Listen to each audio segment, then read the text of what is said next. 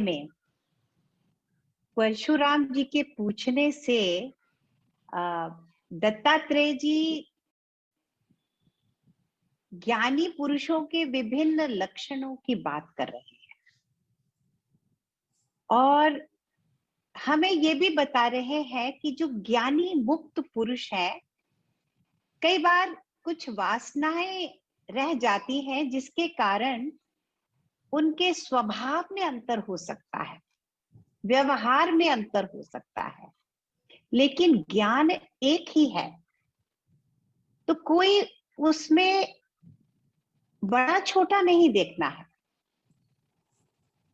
तो ये भिन्नता बताते हुए दत्तात्रेय जी बताते हैं कि कुछ, जैसे पिछले सप्ताह हमने देखा था, अपराध वासनाएं, कर्म वासनाएं, काम वासनाएं, और ये भी देखा था कि इनसे मुक्ति कैसे पाई जा सकती है।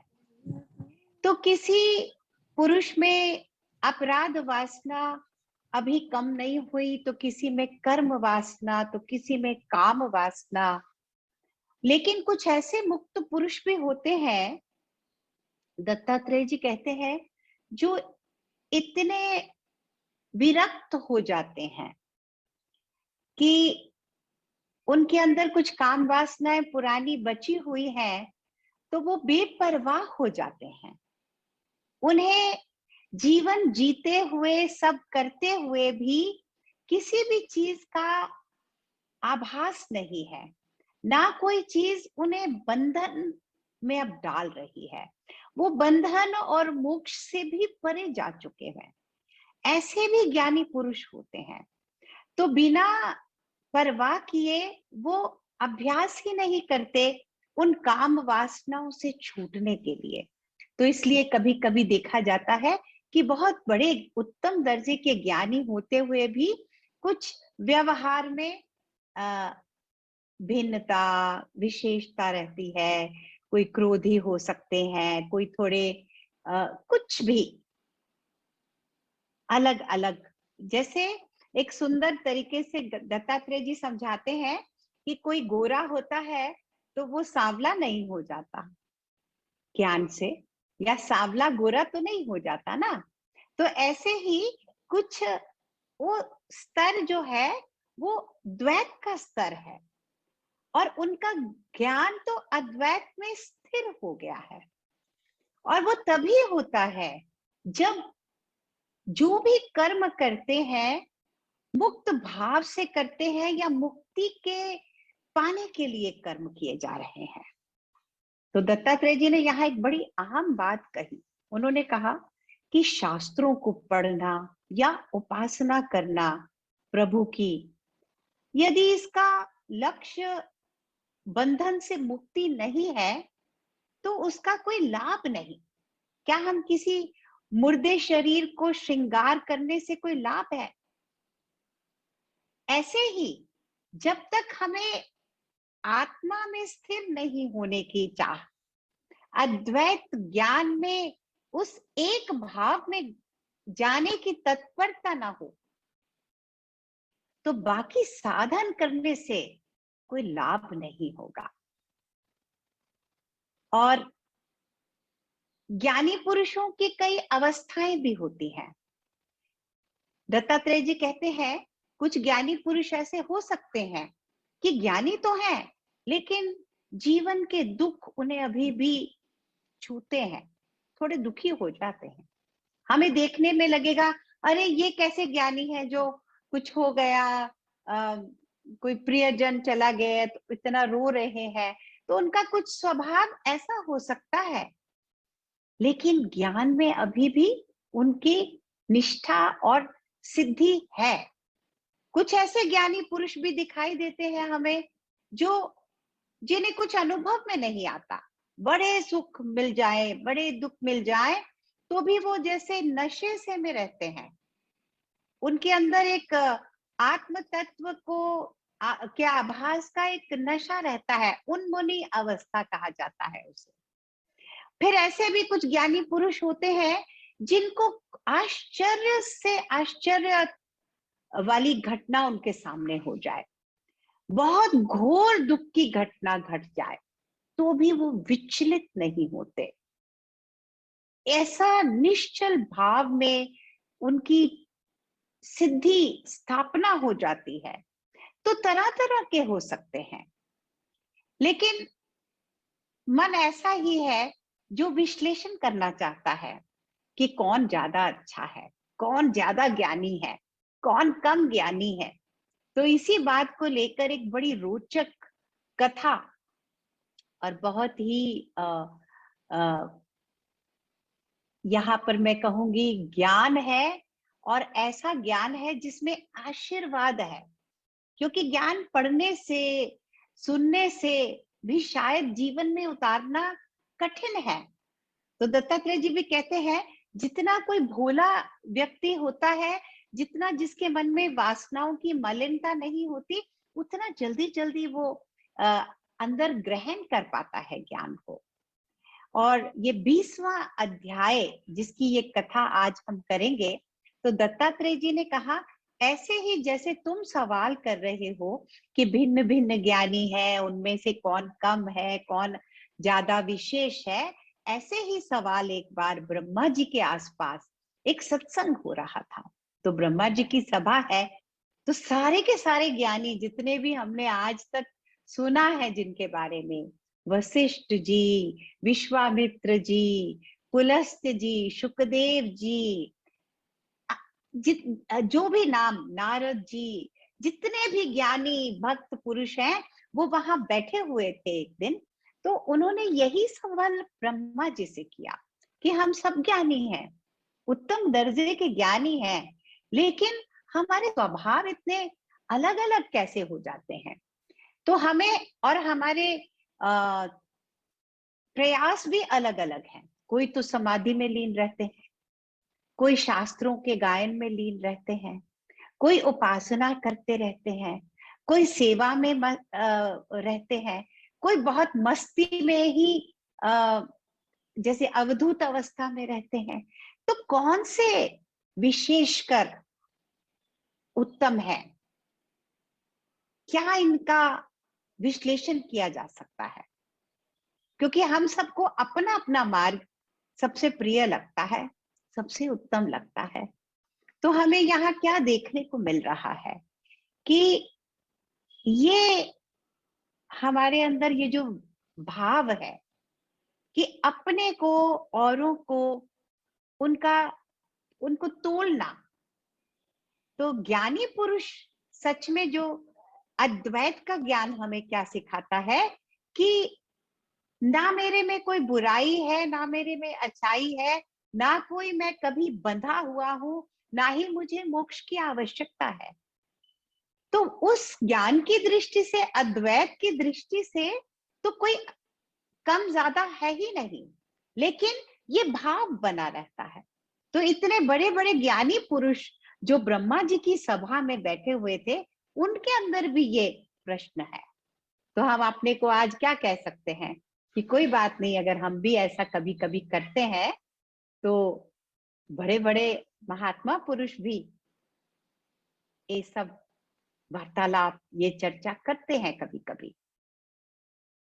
तो ब्रह्मा जी को समझ आ गया कि ये श्रद्धा भाव से नहीं प्रश्न उठा। हमने पिछली बार देखा था ना कि जब परशुराम जी ने श्रद्धा से सवाल किए थे, तो किस तत्परता से, किस उत्साह से दत्तात्रेय जी ने उनकी प्रशंसा भी की और सब सवालों का जवाब भी दिया। लेकिन यहाँ ब्रह्मा जी को समझ आ गया कि यह अपने पक्ष को ही बड़ा दिखाने के लिए मेरी रबर स्टैंप मांगते हैं, श्रद्धा से सवाल नहीं कर रहे। तो उन्होंने कहा युक्ति पूर्वक, ना नहीं कहा, कहा मुझे इसका जवाब नहीं आता। तो बड़े जो ज्ञानी पुरुष होते हैं ना, वो कभी कभी ये कहने से भी घबराते नहीं। उनसे कोई सवाल अगर किया जाए तो वो कह देते हैं, मुझे भी नहीं मालूम, I don't know, nothing wrong, there is a beautiful I don't know which has happened also now. So we are so comfortable with our knowledge, with what we don't know also, then we can say that we have achieved something worth achieving. तो ब्रह्मा जी ने कहा मुझे भी नहीं इसका उत्तर आता, चलो किसके पास जाएंगे? शिव जी भगवान के पास चलते हैं। आज सोमवार है तो शायद इसलिए शिव भगवान के पास ब्रह्मा जी भी हमें ले जाना चाह रहे हैं। तो वो सारी के सारे सत्संग वाली सभा शिव भगवान के पास गई कैलाश में, उनसे भी यही सवाल हुआ। तो शिव जी, वहां विष्णु भगवान भी बैठे हुए थे, तो शिव जी ने उन्हें देखा, दोनों समझ गए क्या कारण है इस सवाल का। तो उन्होंने कहा इसका जवाब तो हमें नहीं मालूम, तो हम सब मिलकर वो विद्या देवी त्रिपुरा देवी से ये प्रश्न करते हैं।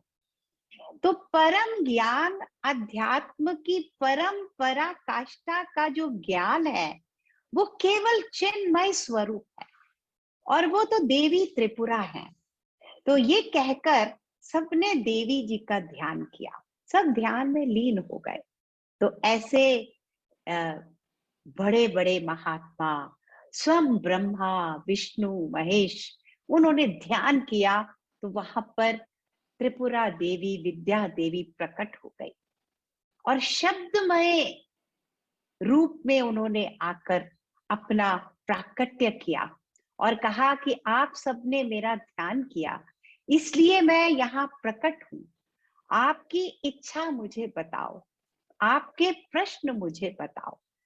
तो सब ने पहले तो देवी की स्तुति गाई, बहुत सुंदर स्तुति की। विष्णु भगवान ने, शिव भगवान ने, सब ने, देवताओं ने, महापुरुषों ने देवी जी की स्तुति की और कहा कि आप हमें ये बताइए कि तरह तरह के ज्ञानी पुरुष हैं, तो ज्ञान तो एक ही है और उस ज्ञान पाने के साधन क्या अलग अलग हैं, और आपको पाने से फल क्या है? उस ज्ञान को, उस अद्वैत ज्ञान को पाने से क्या फल मिलता है, और सिद्धि क्या है, और कौन सी सिद्धि परम उत्तम सिद्धि है, कौन सी कम उत्तम सिद्धि है? हमें थोड़ा इसके बारे में आप बताइए। तरह तरह की सिद्धियां, साधन, इनके बारे में कुछ हमें चर्चा हमारे साथ आप करें। तब देवी ने प्रसन्न होकर कहा कि जो मेरे ज्ञानी पुरुष, जो क्या महात्मा ज्ञानी होते हैं, उनके कुछ लक्षण पहले मैं तुम्हें बताती हूँ। तो जो ज्ञानी लोग होते हैं, वो देखी हुई चीज जो दिखाई दे रही है वो उन्हें शायद न दिखाई दे। तो यही तो अंतर है एक आम पुरुष में और ज्ञानी पुरुष में। संसार के सारे अनुभव जो हमें चुभते हैं, बहुत उत्तेजित कर सकते हैं, विचलित कर सकते हैं, जो स्पष्ट हमारे सामने आते हैं, वही ज्ञानी पुरुषों को दिखाई देते हुए भी नहीं दिखाई देते। तो देवी ने कहा कुछ ऐसे भी ज्ञानी पुरुष हैं जिनको जो जिन भाव से, जिन चीजों से वो अभी अनजान होते हैं, उनका भी ज्ञान आ जाता है। ये बात भी हम सब कभी कभी इसकी झलक देखते हैं। जो टीचर्स हैं गुरु जी के, जब वो बैठ जाते हैं ना, अपनी सीट पर बैठते हैं, तो ऐसी ऐसी बातें वो अपने आप न जानते हुए भी उनके द्वारा औरों के पास चली जाती हैं। अनजान चीज को भी उस मोमेंट में जाना जा सकता है।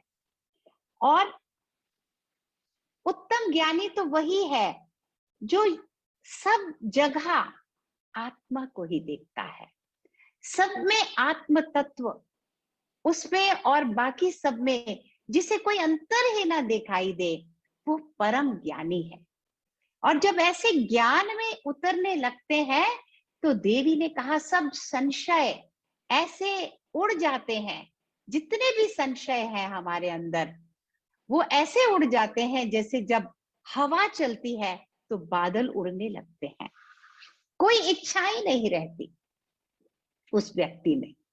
ये लक्षण बताती जा रही हैं, हमें ये लक्षण याद रखने हैं। कोई इच्छाएं नहीं रहती, थोड़ी बहुत कोई रहती भी है ना, तो देवी जी बड़े प्यारी बात यहाँ हमें मिलती है। तो देवी ने कहा जैसे किसी सांप के फन काट दिया है तो वो सांप कोई नुकसान नहीं पहुंचा सकता। तो ठीक ऐसे ही कुछ छोटी बड़ी इच्छाएं अगर किसी ज्ञानी पुरुष के अंदर रह जाती हैं तो वो उसका कोई नुकसान नहीं कर सकती, जो परम ज्ञानी है। तो वैसे तो सब इच्छाएं समाप्त हो जाती हैं आत्मा का दर्शन पाते ही, लेकिन कुछ बच भी जाती हैं तो वो हमें परेशान नहीं करती, वो हमारे साथ रहती हैं, जैसे फ्रेंड्स हैं। कभी कुछ हो गया पूरा तो भी ठीक है, नहीं हुआ तो भी हमें कोई फर्क नहीं पड़ता। ऐसी स्थिति हो जाती है ज्ञान में रहने से। और इन सब का फल क्या है? जब ज्ञान मिलता है जीवन में तो क्या होता है, कैसे हम जानेंगे कि जीवन में अब ज्ञान में उतर रहे हैं? तो सबसे पहले दुखों से छुटकारा मिल जाता है। जीवन में कई परिस्थितियां आ सकती हैं, विपरीत परिस्थितियां तो आती रहती हैं, लेकिन दुख की मात्रा कम होती ही जाती है, कम होती ही जाती है, जैसे जैसे ज्ञान जीवन में पनपता है, उतरता है और दुखों का विनाश हो जाता है। और दूसरा, कोई भय नहीं रहता। तो ये तो दो चीजें हैं जो हम सबको चाहिए। किसको नहीं चाहिए कि दुख दूर हो जाए? कौन नहीं चाहता कि जीवन में डर दूर हो जाए? तो देवी कहती है डर का कारण क्या है? डर का कारण इसीलिए कारण है डर कि हमने अभी आत्मा में, परमात्मा में एकता नहीं पाई है। हम अभी भी जीवन में द्वैत भाव से ग्रसित हैं। जब द्वैत भाव में ग्रसित है तो संसार को देख रहे हैं, और संसार में तो सब चीज अभाव से भरी हुई है, टेम्पररी है, आज है तो कल नहीं होगी। चाहे वो कोई हमारे रिश्तेदार हो, चाहे संपत्ति हो, चाहे हमारा स्वास्थ्य हो, चाहे हमारा जीवन काल हो, ये तो आना जाना इनका लगा रहेगा। बाल बच्चों का साथ हो तो ये इनके साथ अगर एकता नहीं हुई, सब में एक को देखना, एक में सबको देखना, तभी छुटकारा होता है भय से। नहीं तो ये हमें डराती ही है, इनका स्वभाव ही ऐसा है। हो ही नहीं सकता कि अगर हमारी दृष्टि में अभी ज्ञान और ज्ञान पाने वाला अलग अलग है तो हम भय से पूरी तरह से मुक्त हो पाए। तो भय से मुक्ति नहीं मिलती। जो भी अनात्म तत्व है वो डराएगा ही। जितना जितना हम अनात्म तत्व से परे जाएंगे उतना भय से मुक्ति मिल जाएगी। और मेरा मुक्त पुरुष कैसा है?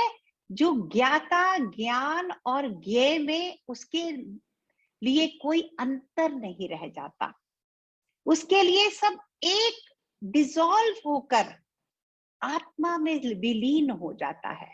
सारे experiences, I am experiencing this is what is there in front of me. But when everything becomes one self, the seer, the seeing, act of seeing, what we see, it all dissolves in that oneness. जैसे last week भी हमने देखा था ना, महामंत्र क्या है? मैं हूं, बस मैं हूं। इसी में वो डिसॉल्व उनका हो जाना, यही सिद्धि है, ये परफेक्शन है। तो ये तब तक नहीं जीवन में उतरती जब तक, देवी ने कहा, हम सत शास्त्रों का मार्ग ना पकड़ें, गुरु का मार्ग ना पकड़ें। गुरु और शास्त्र हमें इस बोध में लेके जा सकते हैं, इस एक अनुभव, एकता के अनुभव में यही एक उपाय है। नहीं तो सुने हुआ ज्ञान होगा पर द्वैत भाव में जीवन चलेगा।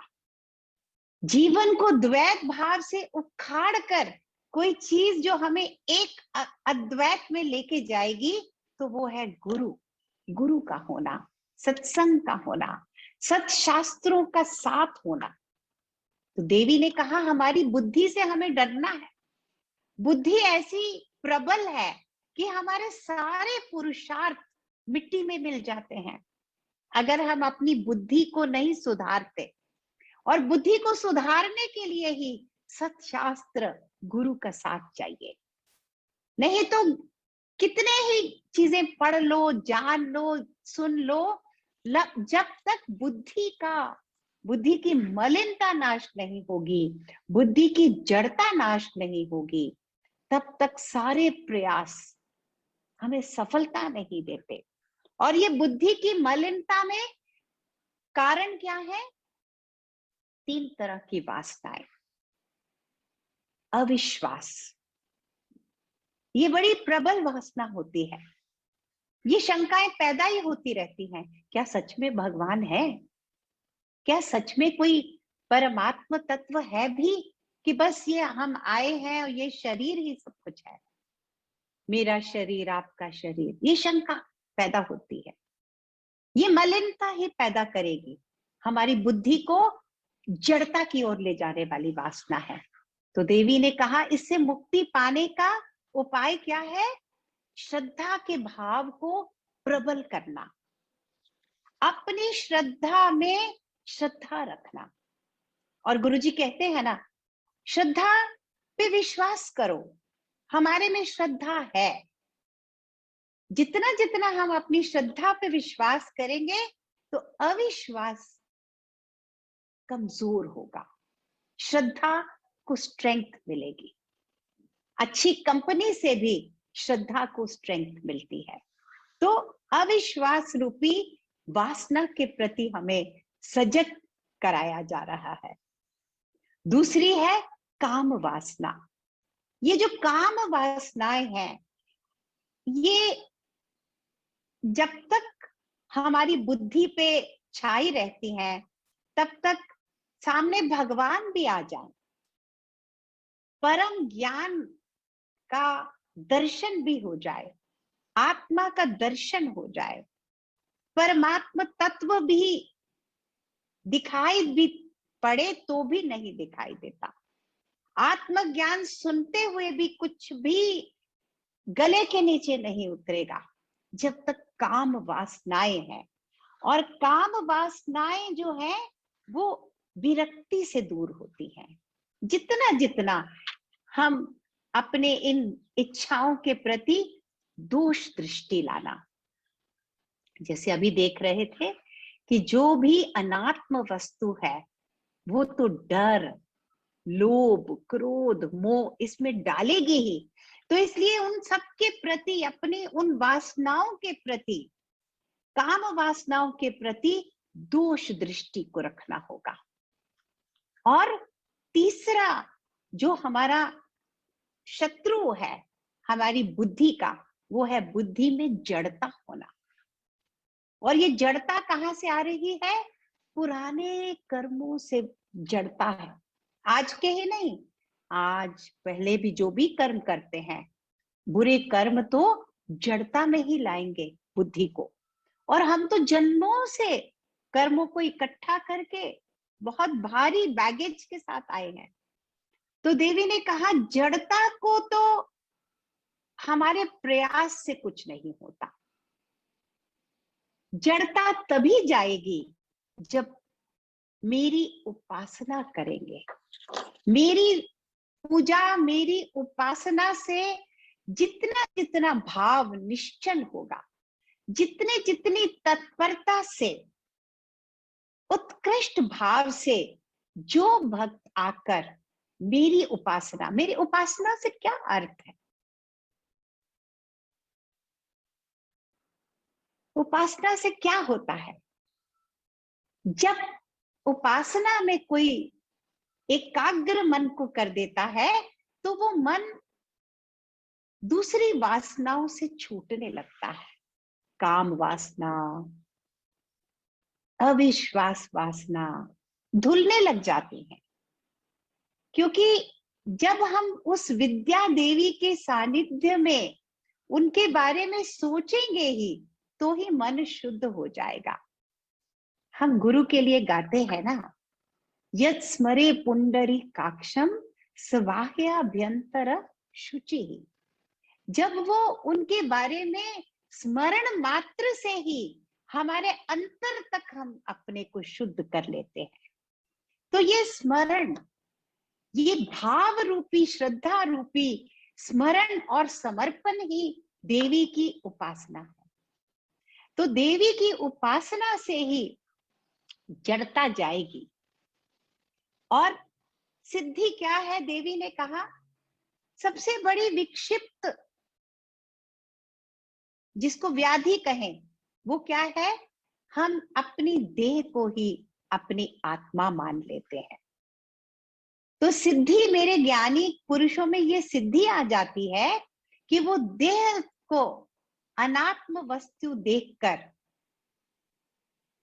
उससे अपनापन नहीं रहता उनका। वो देह को भी ऐसे ही देखते हैं जैसे हम वस्त्रों को देखते हैं, ये मेरे वस्त्र हैं।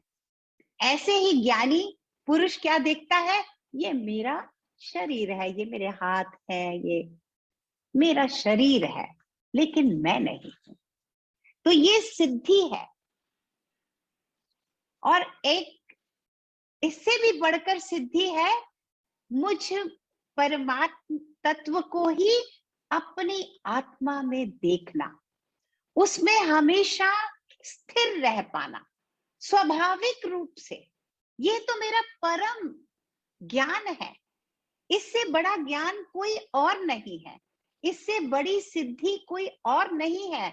जब स्वाभाविक स्वरूप से ही मेरा ज्ञानी अपने आत्मा में और मुझ में एकता का अनुभव करता है, ये अध्यात्म की पराकाष्ठा होती है। एक है शरीर से परे जाना, शरीर के परे जाकर मन के सूक्ष्म रूप को देख पाना, फिर मन के सूक्ष्म रूप से परे जो प्रकाशमय चैतन्य है, जो मन के पीछे है छिपा हुआ, उसको देख पाना, फिर आत्म स्वरूप को देख पाना, और फिर आत्म स्वरूप और परमात्म स्वरूप का एक होना, उसका अनुभव जिनको हो जाए, जिसको हो जाए, वो परम सिद्धि है, वो परम ज्ञान है। और कुछ ऐसे मेरे ज्ञानी होते हैं जो कर्म करते हुए, कर्मों में डूबे हुए भी समाधि में रहते हैं। वो मेरे परम उत्तम ज्ञानी पुरुष हैं। वो तभी ऐसा हो पाता है जब आत्मा और परमात्मा में कोई भेद दृष्टि न रह जाए। ऐसे ज्ञानी पुरुष होते हैं, उन्हें केवल अपने ही मन नहीं दिखाई देता, औरों के मन भी दिखाई देने लगते हैं। औरों के मन में भी जो चल रहा है, जो विचार आ रहे हैं, भाव आ रहे हैं, गुरु का यही है लक्षण। गुरु अपने शिष्य जो भी उनके सामने आते हैं, उसके सब भाव से गुरु एक है, क्योंकि उनके लिए दो दृष्टि में है ही नहीं, अनुभव में दो है ही नहीं। तो ये परम सिद्धि पाने से ही मेरे ज्ञानी जो लोग हैं, वो सब कर्म करते हुए भी समाधिस्थ रह पाते हैं। कुछ दिखाई नहीं देता, कुछ अनुभव में नहीं आता। कैसा होता है? जैसे सपना हुआ है, जीवन चल रहा होता है, लेकिन ऐसा अनुभव आता है जैसे सब सपना ही है।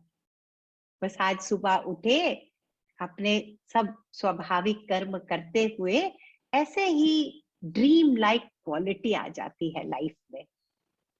और ऐसी सिद्धि भी मिल जाती है ज्ञानियों को ये बड़ी इंटरेस्टिंग बात है कि जब ड्रीम स्टेट में होते हैं तो भी वैसे ही सजगता रहती है।